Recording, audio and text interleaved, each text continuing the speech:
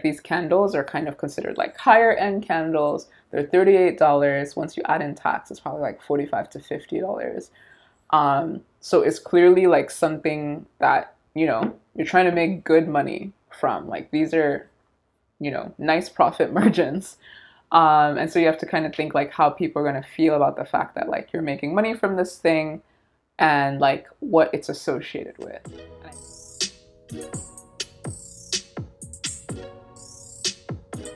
Hey guys, it's Heidi, and I'm here today to talk about a topic that I've never really done a video where I talk about something that's trending, but um, this one is more directly related to me, and so I thought it might actually be interesting to just share some of my thoughts. And that topic is what's going on with beauty YouTuber and IG influencer Jackie Aina, I think is how you say it, Aina, who's been getting a lot of blowback around her latest candle collection. So I'll just read a little preview here from the cut for people that don't have the context on what's going on. Beauty YouTuber Jackie Aina is getting criticism from customers and people on Twitter and elsewhere online for her latest Forever Mood candle collection. While the brand's past fall collections have included cheekily titled scents like Thautum and the Halloween-inspired Trickery, the names in this year's fall collection are an homage to her Nigerian heritage. The four-candle set, the Owambe collection, includes one candle titled Soro Soke, a Yoruba phrase that translates to speak up or speak louder. And this phrase was used as a rallying cry during Nigeria's #EndSARS social movement in 2020, which called for an end to police brutality in Nigeria, and I think in general too. And people online are calling out the fact that Aina, who is Nigerian American, did not post or speak out publicly on the matter at the time, and they're accusing her of promoting Nigerian culture only when it's convenient for her for profit. So, yeah, that's basically the context here, and there's been a huge conversation happening on the internet and I think in person as well around the appropriateness and the sensitivity or lack thereof of this. There have also been a lot of comparisons that people have made to, for those who are not Nigerian or don't speak Yoruba, like imagine if someone had a candle, like let's say if Lizzo had a candle collection and then named one of them like I Can't Breathe or like Black Lives Matter or something like that. How would you feel about that? Just to kind of like get the point across and give people a sense of like why people are so triggered and why people feel so provoked by this name. And so the reason why I actually wanted to make a video on this and talk about it is because ironically, I did recently get a Jackie Aina candle for my birthday recently. And as you can see, this one is actually the Soft Life candle. And I love candles in general, so this was actually a really cool gift. I don't have the top of it. It's over there, but it's gold top, and you can see it's like cool color here, cool like, logo and all that kind of stuff. And it does smell really nice, and when I light it up, it does make the room smell really good. And a lot of candles, especially more expensive ones, sometimes they smell nice dry, but then when you light it up, you don't smell anything. So it is like high quality, really great candle. And I feel like I've definitely seen a trend in general, but also in the Black community of like coming out with a lot of candles, trying to give them different names. And so I wasn't too surprised. I wonder like what the names of the other candles are, because I know this one is called Soft Life, and then there are two other ones, but I don't know what they're called. But this Soro Soke one, let me actually just look it up.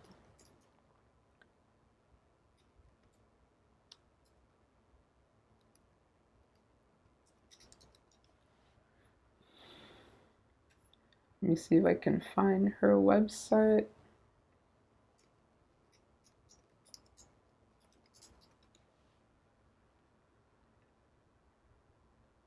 Yeah, so I found the website Owambe collection this fall. They have like Nigerian colors with like the brown and the green and the gold.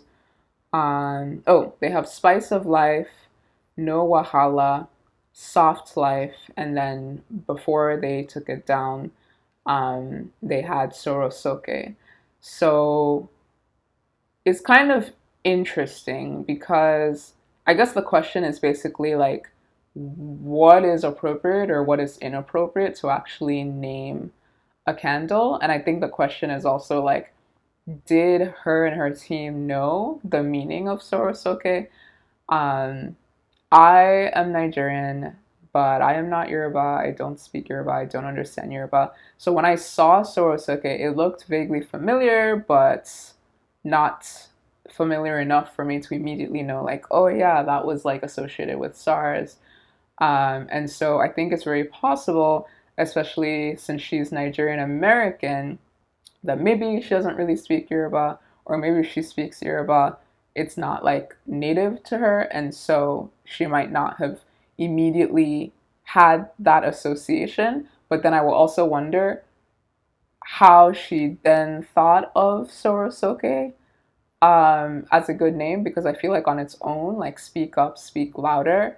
Um, I don't know. It wouldn't be a name that would just immediately come up like that to name a candle, especially since the other candles are more like, I don't know, soft, like fun, light kind of theme. You know, soft life is all about like living that glam, chill, easy life. No wahala is like no stress, no problems, like yes to everything coming my way kind of thing.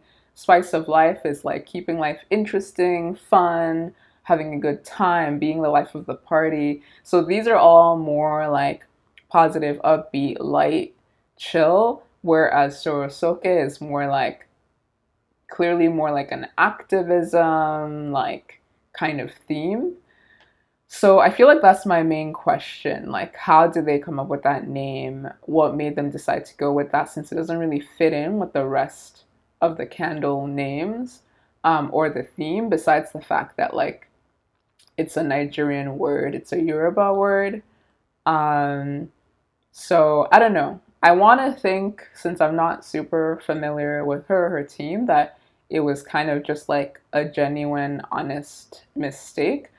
But I feel like it's a really good lesson for the rest of us to just like really do our research. I think, especially for things that you're going to be marketing and selling, um, especially because like these candles are kind of considered like higher end candles. They're $38. Once you add in tax, it's probably like $45 to $50. So it's clearly like something that, you're trying to make good money from. Like these are, nice profit margins. And so you have to kind of think like how people are going to feel about the fact that like you're making money from this thing and like what it's associated with. And I think that's kind of what's really triggering people. They kind of feel like you're profiting off the blood and the backs of people who actually were using the slogan to try and like fight for a better life. And some of them actually died protesting against police brutality. And so it just seems crazy, that someone would want to profit off of that in any way. I think if anything, people would have responded well if like maybe the Sorosoke candle, like a lot of the proceeds or half the proceeds were then gonna go to that cause or something like that. Something to just show that like they thought through it and they mean well by it.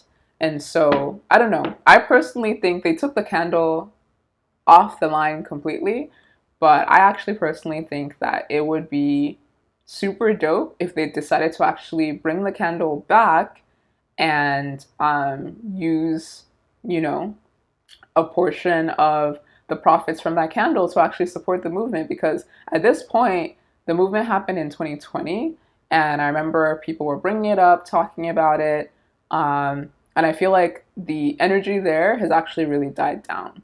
And I guess one like cool but unfortunate side effect of this controversy that's come up is that now people are talking about ending SARS again and talking about police brutality again.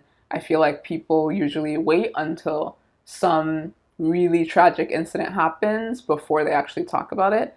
So it is good that this is making people talk about it, and I feel like we can actually use this as a way to continue having the discussion, continue bringing light to this, and continue, using it as a vehicle to actually educate people about what happens abroad and the police brutality that happens all around the world to Black people, basically.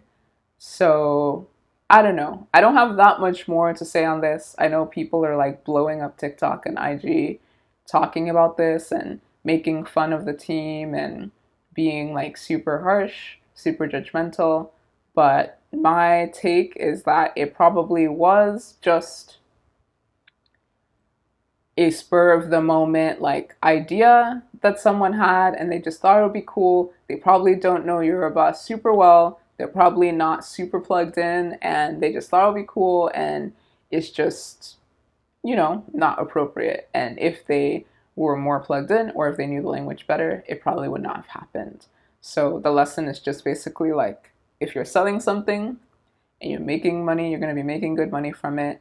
Make sure you do your user research, and just like make sure you ask people, especially if you're going to do it like in a foreign language, or tied to a language or culture that you don't live in, that you don't stay in. Make sure you find someone who is plugged in, who is connected to that language and that culture, and get their take on it to make sure that you're not about to just, really like trigger a bunch of people in a negative way.